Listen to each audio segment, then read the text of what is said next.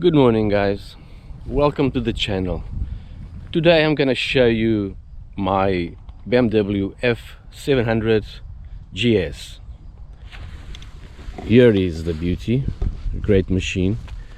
She's a 217 model, two-cylinder. Actually it is a 800cc, even though the model is the F700. It's a 800cc, 75 horsepower, two cylinders. This bike is fairly new. It has 15,000 kilometers. I bought it around a year ago. It will be a year in September. It's a BMW, as you can see. This model in particular is lowered. It has a lowered suspension. I am not a very high guy, so I prefer the lowered suspension because I like to feel my feet solidly on the ground. I have mounted a connector to connect my charger. You can also connect other type of gadgets, charge your phone, you can charge your camera, you can charge what you want, or connect any other appliance that needs 12 volts. This bike, it has two discs, brakes, Brembo calipers. I bought this protector for the radiator. This came with the bike. This bike I bought in second hand, so some things already were put on by the previous owner. This I put on myself, and the crash bars I also put it on and bought it after I bought the bike. Actually, it was a very nice purchase because, as you can see, this bike is already tilted. It fell to the right because of the stand, and this crash bar protected the engine, and these parts over here, the brake pedal was protected. Here we have a manual absorber adjustment, so it doesn't have the ESA system. In terms of electronics, it has traction control and ABS. It has heated grips. You can see, you can put on the heated grips over here. It has a plug, 12 volt plug, the BMW standard plug. I have to have this adapter so I can connect my other type of plug here. Well, I could take this plug out and put it on my other, but I have several, and so for me it's better this way. What can I say more about the bike? These cases, these BMW cases are very nice, because one feature that I like a lot is that you can extend them. They're extendable, so if you have more luggage you can extend the case. If not, it can contract and ready to go. There's a nice lock. This is to open to take the case off the bike, which is easy. You just pull this up, and there you go. The case is off. Put it on. It's also easy. You can actually do it with one hand. So there and there, and it's on. This one is also retracted and also expands, so you can expand it too and contract. Okay, and that one is also the same case. Let's turn it on so you can hear the engine. So as you can see, It has ABS and traction control. 15,413 kilometers. This model only shows me the petrol because it hasn't got the onboard computer, but anyway, for me it's enough. It's a drip over here. Okay. Info, can see the tire pressure, the trip, the tire pressure. It shows you the front tire, the rear tire pressure. So you can also has that information for you.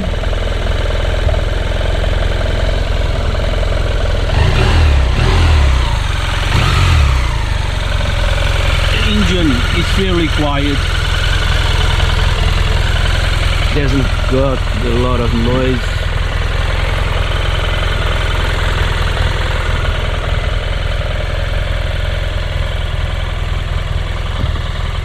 So I like the bike. It's a very, very nice bike. You can take off the seat with the key. You can take off the seat over here. Another thing that happens or is a result of having the suspension lowered is that you don't have a center stand. Here are the place where you can put the center stand. At factory they take it off when they lower the suspension, because as you must know, with the lowered suspension you cannot put the bike on the center stand. It will be very difficult, and the bike is too low. It will hit many stones and many things that you can find on the road, and it's not really practical to have a center stand on a lowered bike. If you have any question about the bike, please leave a comment. I will answer every question that I can. And I also bought a aftermarket higher screen. The BMW screen is very low, and I don't like feeling the wind on my chest and on my face, so I bought this. This is a Pug, I think it's a Pug that you say in English, I'm not very sure. Pug screen.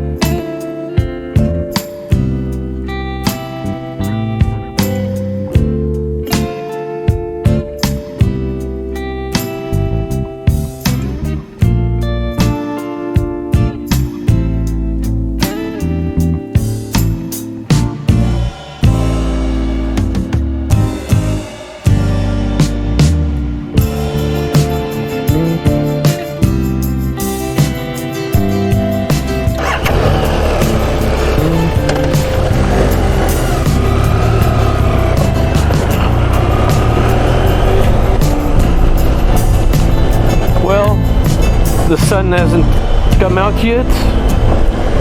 Normally it's just after lunch it opens. Normally, hope today is the same, but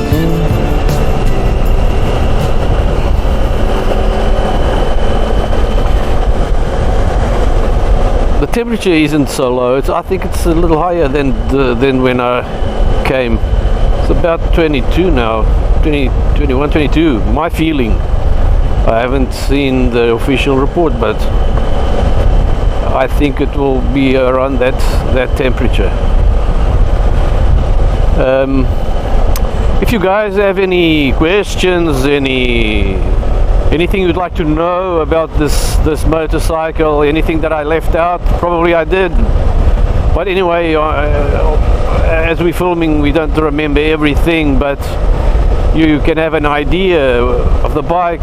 But ask me, leave a comment, and I will answer you.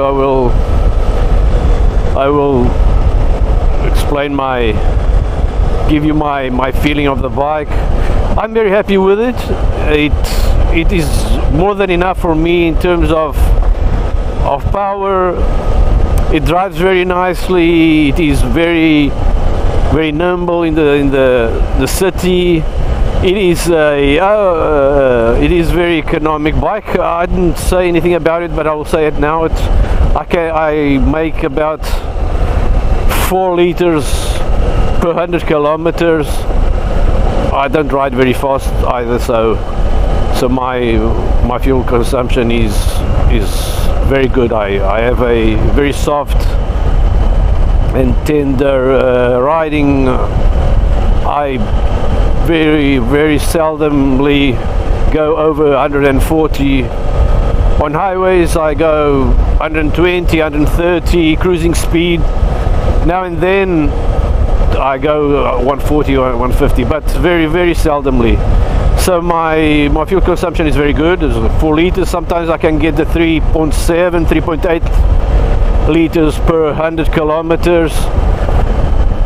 So it depends a bit on how you ride. So if you ride at very high speeds and very harshly, you'll have a higher consumption. If you ride softly, and you'll do a very nice fuel consumption. The tank is, I think it's not very sure, but I think it's around 16 liters. The tank is not on the position where normally the motorbikes have. It's over there at the back, near one of the cases, the right panner case. It's not on the places where you usually would find a petrol tank, fuel tank. In terms of comfort, it is a very comfortable bike, I must say. I did recently from Salou in Spain to Aveiro, which is 1076 kilometers. I did that. We did that. I did it with a friend. I did it in one day. So I left Salou at 9 o'clock and I reached Aveiro around 6 p.m. So we only stopped to fill up. We filled up about, I think it was about 4 times, not more. And we did 1076 kilometers in one go, in one day, only with 4 stops. So if the bike is not comfortable, you wouldn't be able to do that. That just proves that it is a comfortable motorcycle. BMW is known for its comfort, for its good mechanics. Overall, the BMW bikes are very good. I had a GS 650 BMW before this one. The engine was a Rotax 1-cylinder, and I liked the bike. The bike was very nice. It had lots of characteristics. It was an older bike. It was a 2007 bike. It had ABS and it had heated grips, almost everything that you need. The only thing I didn't like about the bike is the 1-cylinder. There's a lot of vibration, and I don't really like that. This bike has no vibration, 2-cylinder, it is very smooth. Before that bike I had a Fonduro, a 650 Fonduro, BMW 650 Fonduro GS. The engine is the same as the later model, with carburetor, of course, no fuel injection. And it was also a nice bike, but then again the vibration was too much for me, so that wasn't a bike for me. This bike has fuel injection, of course, 2017 model. Everybody knows that it has fuel injection, and it is very smooth. The engine is very smooth. It has lots of power. The 650 had too little power for me. When I had a rider on top, one on the back, and I wanted to make a how do you call it, a pass, I don't know, okay, I'll put it below what I meant, and the power was too little. I didn't have enough power. Of course, when you do long trips, you take a lot of luggage, and you and a passenger. For 650 it's too little cc, it's too little power. You don't have enough power when you need it. This one you have power every time.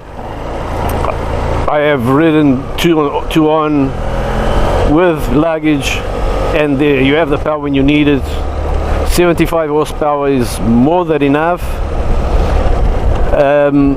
And I will strongly recommend this bike for people that are, or for individuals, would I say, that are not very tall, like me. I'm 168, 1 meter 68, and with this bike, with the lower suspension, I can put my foot straight on the ground, totally on the ground, and I feel very safer, much safer that way. I cannot ride bikes, or I don't want to ride bikes that I only can put my the tip of my foot on the ground. I don't feel safe, especially when you're riding off-road, or you're riding in stones areas where you sometimes stop on top of a rock or on top of a lump or something like that, and then your foot just, you don't have clear foot clearance, and the bike tilts. And these bikes, if you have it, if it's heavy and with luggage and someone in the back, or even not, if you incline it more than a certain amount, the bike will fall. You will not be able to hold it.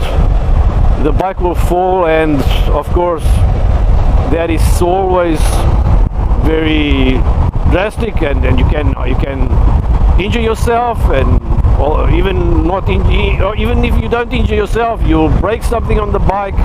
Then there's the case that you have to put it on top again, you have to lift it up. Of course, with the panels, maybe you won't be able, you have to take the panels off, make it lighter to put it up again. So I recommend a bike that is suitable for your height. You need to feel safe, and well, let's see if this girl goes fast.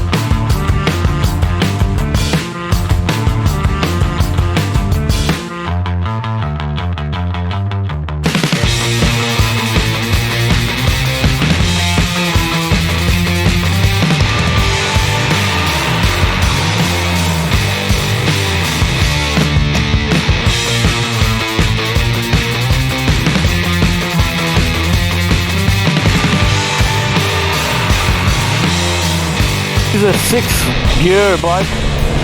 I didn't mention it, forgot to tell you. It has 6 gears.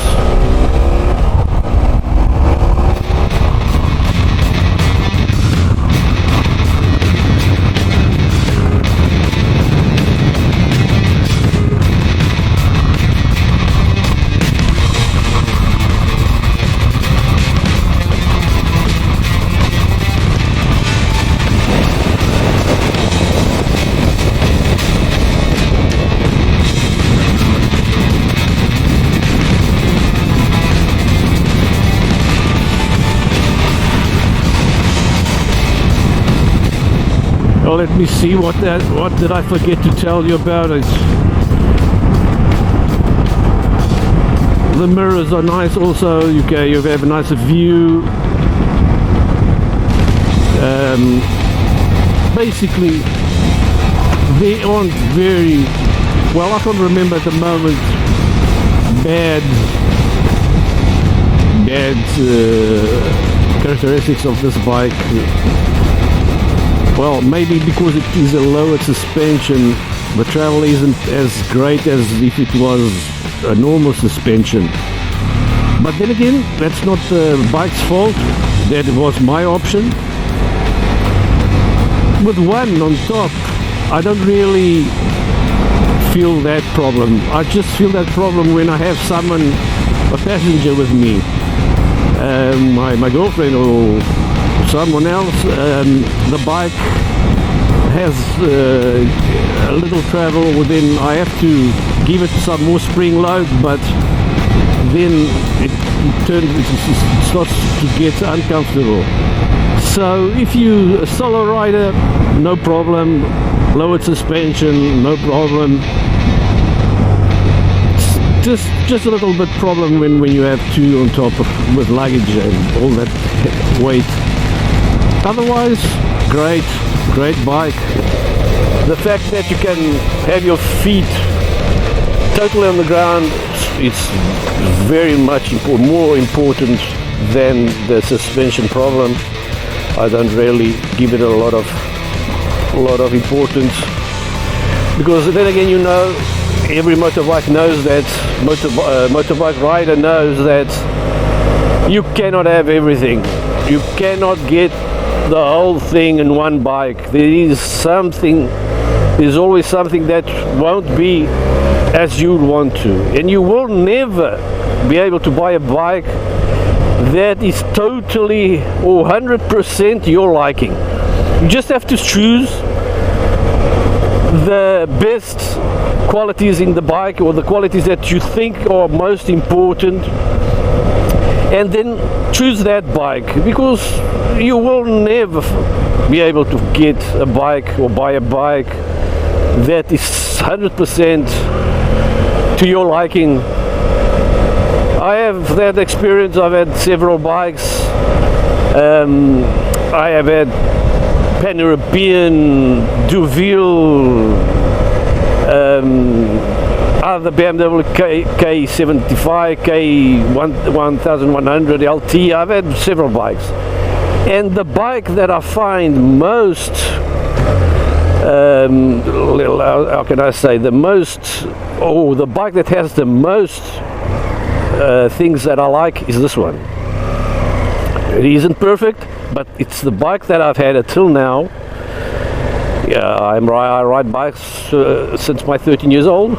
My 13 years, and I am now 54. So I have some experience.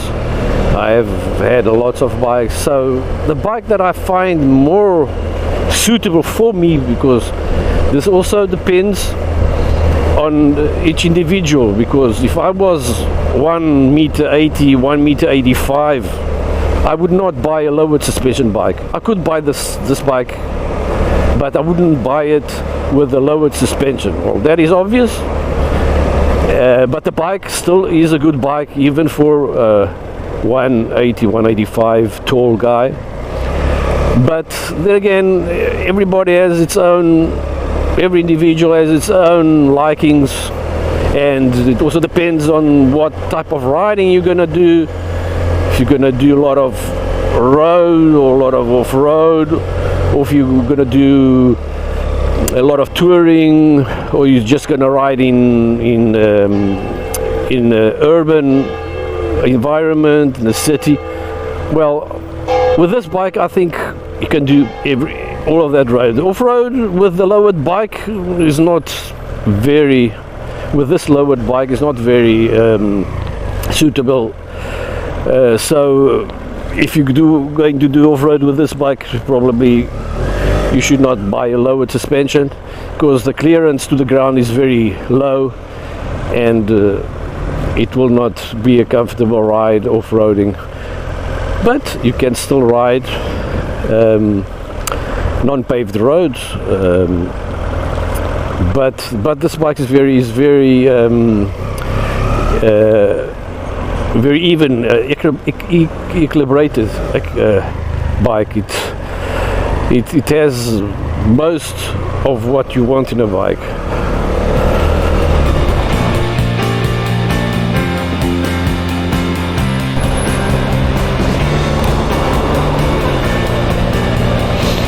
It has a automatic blinkers switching off, which is very nice. Sometimes like me, sometimes I would forget the blinker on, and this bike switches it off automatically, which is very nice, very convenient for those who forget to switch off.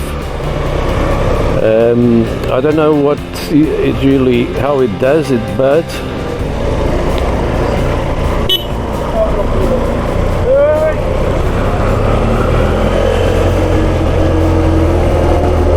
probably you have to go over a certain speed to have the blinker switching off automatically. I haven't looked it up yet, but normally it works okay.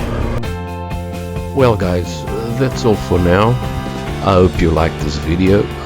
I'm sorry for my English, it's not so good, but I did my best.